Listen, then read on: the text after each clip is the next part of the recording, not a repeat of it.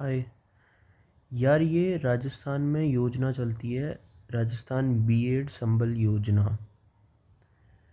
तो जिसमें ये विधवा और परित्यक्ता को बीएड की ट्रेनिंग हेतु पैसे देते हैं। चलो, ठीक बात है कि भाई जो विडो और अबेंडेंट महिलाएं हैं उनको बीएड की ट्रेनिंग में पैसों की सहायता देनी चाहिए। अब बात करते हैं बीएड की। अब बीएड का यार औचित्य क्या है, मतलब बीएड करनी क्यों है आखिर। सरकार ने बस एक ही चीज़ कर रखी है कि जिन लोगों को टीचर्स बनना है, सरकारी टीचर्स बनना है, उनके लिए बीएड ज़रूरी है। अब एक बार आप राजस्थान सरकार का डेटा देखो तो लास्ट 5 साल में इन्होंने कितने सरकारी टीचर्स रिक्रूट कर लिए। अगर मोटा मोटी मानो तो 60-70 हज़ार से ज़्यादा नहीं होंगे, वो भी मुश्किल से होंगे शायद। और दूसरी तरफ अगर आप देखो, मेरे पास अभी पूरा डेटा है नहीं यार, और आप बट आपको पता है कि सरकारी टीचर्स की भर्ती कितनी आती है। दूसरी साइड देखो तो हर साल लगभग कितने बच्चे बीएड में एडमिशन लेते हैं, होंगे कम से कम 3-4 लाख। तो हर साल 3-4 लाख बच्चे हैं, और इधर तुम भर्ती 5 साल में कोई एक या दो कराते हो, वो भी 30-40 हज़ार की कराते हो।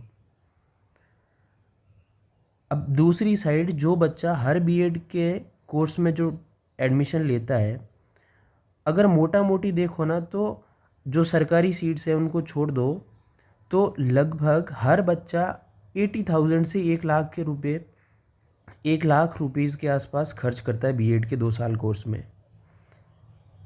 और बीएड का मतलब क्या है, बस खाली सरकारी टीचर्स बनना है तो ही आपको वहाँ पे बीएड की ज़रूरत है।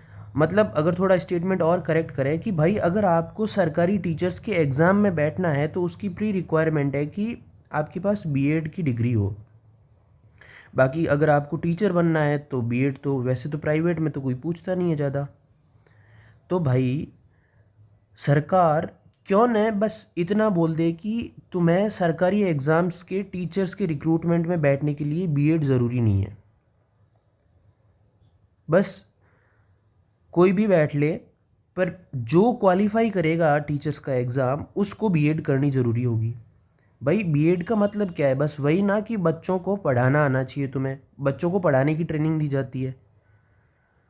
तो जब दूसरी साइड तुम जैसे यूँ मान लो पटवारी बन जाओ या फिर वीडियो बन जाओ या कांस्टेबल बन जाओ, पुलिस बन जाओ, तुम्हारी पहले रिक्रूटमेंट होती है, उसके बाद में तुम्हारी ट्रेनिंग होती है। तो क्यों न ऐसा बीएड के साथ भी कर लिया जाए। भाई सरकार तुमको जो टीचर्स रिक्रूट करने हैं पहले उनको कर दो और बाद में बीएड करा लेना, या फिर तुम तो खाली इतना बोल दो ना कि टीचर्स के रिक्रूटमेंट में बैठने के लिए बीएड ज़रूरी नहीं है। बस कैंडिडेट्स पे छोड़ दो भाई, जिसको अगर जिसको टीचर्स में ही जाना है तो वो बीएड आपके मर्जी से कर लेना। पर अगर तुम्हें टीचर्स रिक्रूटमेंट कर लिए तो रिक्रूटमेंट के बाद तुम बोल दो कि भाई हाँ तुम्हें बीएड करके आ जाओ तो ही जॉइनिंग मिलेगी। तो बीएड ज़रूरी क्यों है हर साल। और आप आसपास देख लो, हर बंदा जो कि बीएड कर रहा है, लगभग आप अपने परिवार के आसपास देख लो यार, हर परिवार में कोई ना कोई तो आपको मिल ही जाएगा जो बंदा बीएड कर रहा है। अब ये बीएड का ऑलमोस्ट पर कैंडिडेट 1 लाख रुपए 2 साल के लिए वेस्ट हो रहा है, और ऊपर से 2 साल आपका वेस्ट हो रहा है, उसमें आओ जाओ एग्ज़ाम दो, आपका ट्रांसपोर्ट का खर्चा है, ऊपर से ये प्रैक्टिकल की फाइल्स वगैरह वगैरह सारी चीज़ें बनती है। और आपको पता है कैसे बनती है, मेरे को पता है कैसे बनती है, मेरे को पता है आपको पता है इस बीएड के कोर्स में क्या सिखाया जाता है। खाली फॉर्मेलिटीज़ है, और जो भी कॉलेज बैठा है कॉलेज के जेब में जाके तुम पैसे दो। तो भाई लोग क्यों न बस सरकार से इतना बोल दो कि भाई साहब बीएड ऑप्शनल कर दो बैठने के लिए। हर परिवार का कम से कम हर कैंडिडेट का 1 लाख रुपए और 2 साल की माथा पच्ची बचेगी। तो ये इतना बोलेगा कौन, जब सरकार वही करती है जो जनता बोलती है। अब बोले जनता क्या करे भाई, यार तुम्हारे पास वोट देने का अधिकार है भाई साहब। तुम वोट सीधा ऐसे बोल दो ना कि हम तो वोट ही उसी को देंगे जो हमारी बात मानेगा, बात ख़त्म। यार मेरे को एक बात बताओ, आप बोलते हो कि ये तो सब फलाना हमारी कास्ट का है या फलाना हमारे बिरादरी का है वगैरह वगैरह। आप मेरे को बता दो, आपको कौन, अगर बिरादरी का तो क्या आपको, आप अपने घर पे बैठे बैठे जिमाएगा थोड़ी भाई, आपको तो कमाना पड़ेगा ना। और अगर कोई दूसरी जात का बन गया तो वो कौन सा आके आपको सूली पे चढ़ा देगा। तो जात पे वोट ही क्यों देना मेरे भाई। आप तो सीधा डिक्लेयर कर दो कि भाई हम तो वोट ही उसी को देंगे जो हमारी बात मानेगा। तो बोलेगी ऐसा तो कोई नहीं है, तो ठीक है भाई, नोटा का ऑप्शन भी तो है, नोटा का दे के आओ। अगर ऐसे ही पढ़े लिखे लोग जो अपनी डिमांड मान रहे हैं या फिर जो मनवाने के लिए बोल रहे हैं, और कोई बोले कि हम तो ना साहब ये तो हमारी मैनिफेस्टो में नहीं है, हम तो ये नहीं करने वाले, ठीक है, आप वोट दे के आओ, पर वोट वोट तो ज़रूर दे के आओ। नोटा को दे दो, बोले कि भाई नोटा को दे दिया तो चलो नोटा जीत गए, तो क्या वो होना तो कुछ नहीं है, जो सेकंड नंबर पे आएगा वही जीतेगा। ठीक बात है, इसकी भी मैं आपकी बात से एग्री करता हूँ। पर नेक्स्ट टाइम आप एक बात सोचो, जैसे यूँ मान लो कि विनिंग कैंडिडेट है, उनको 2 लाख वोट आए, पर नोटा को 3 लाख आ गए, तो नेक्स्ट टाइम एक ये फैक्टर नहीं होगा कि भाई 2 कैंडिडेट है, वो एक दूसरे के वोट तोड़ने की बजाय बस खाली इतना देख ले कि भाई ये नोटा में जो 3 लाख वोट गए हैं, क्यों ना हम इन वोट्स को अपनी तरफ कर लें, इन लोगों की कुछ तो प्रॉब्लम है जो अनटैप्ड प्रॉब्लम है। तो उन प्रॉब्लम को अगर बोले कि अगर इन वोट्स को कोई आवाज़ दे तो क्यों ना ये वोट हमें मिल जाए।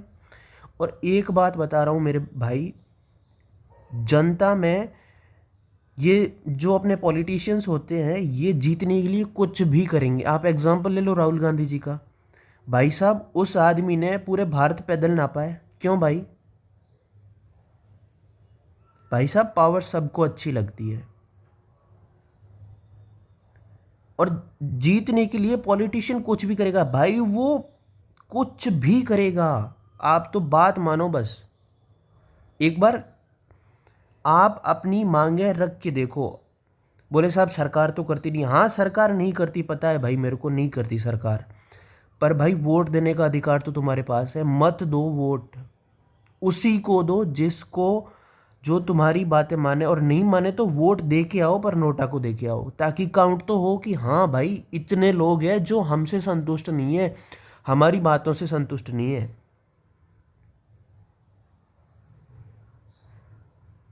तुम्हारे पास वोटिंग का राइट है भाई, वोट सबसे पावरफुल चीज़ है। और अपन ऐसे ही बोले वो हमारी बिरादरी का है, बोले वो जीत जाएगा तो वैसा हो जाएगा भाई तुम खुद देख लो, कोई भी जीत जाए, चाहे तुम जीतो चाहे तुम्हारी बगल की कास्ट वाला जीत जाए, अगर तुम्हारी कास्ट का जीत जाए तो तुम्हारे घर पे वो अनाज पहुंचाना नहीं, और अगर दूसरा जीत जाए तो वो तुम्हारे घर से अनाज छीन के ले जाना नहीं। तो भाई ऐसा, और अब तुम करके देख लो, अगर ये बीएड ऑप्शनल कर ले तो तुम्हें क्या लगता है कितने लोग बीएड कर लेंगे भाई। या तो जो बहुत ज़्यादा पैशनेट है कि हमको तो टीचर ही बनना है वही करेंगे, या फिर खाली एग्ज़ाम में बैठने के लिए यार क्यों 1 लाख रुपए और 2 साल हर कैंडिडेट का सरकार वेस्ट करवा रही है। सरकार को खाली इतना नोटिफिकेशन निकालना है कि भाई सरकारी रिक्रूटमेंट में, एक टीचर्स के रिक्रूटमेंट में बैठने के लिए बीएड की ज़रूरी नहीं है, बस तुम सेलेक्ट हो जाओ, सेलेक्ट होने के बाद तुम बीएड करा लो, जैसे पुलिस में ट्रेनिंग कराते हैं, जैसे पटवारी में ट्रेनिंग कराते हैं, जैसे बाकी सारी सर्विसेज में ट्रेनिंग कराते हैं। तो पहले बीएड में क्यों पैसे और टाइम वेस्ट करना। हर परिवार का डायरेक्ट ऑलमोस्ट 1 लाख रुपए बचेगा अगर एक ही कैंडिडेट है तो। क्यों भाई, बीएड का औचित्य क्या है। सोच के देखो यार, आपके पास वोट है तो वोट उसी को दो जो आपकी बात माने। और अगर आपकी बात, जैसे कोई भी अगर पार्टी या पॉलिटिशियन आपकी बात से सहमत नहीं है या फिर इवन आपकी बात को आगे ही नहीं ला रहा, तो भाई तुम वोट दे के आओ। भाई वोट देते टाइम तुम अगर बोले कि भाई प्रेशर है, ठीक है प्रेशर है तो तुम बोल दो ना कि हम तो साहब आपको ही देंगे, पर वोट देने टाइम तो आपके पास कोई होता नहीं ना, उस टाइम तो आप स्वतंत्र है, उस टाइम आपकी मर्जी हो उसको दो। भाई आपके पास वोट का अधिकार है, और इस जब तक जनता वोट सही जगह नहीं देगी तब तक सारी सारी क्या भाई, समस्याएं सॉल्व होनी बहुत मुश्किल है, बहुत ज़्यादा मुश्किल है।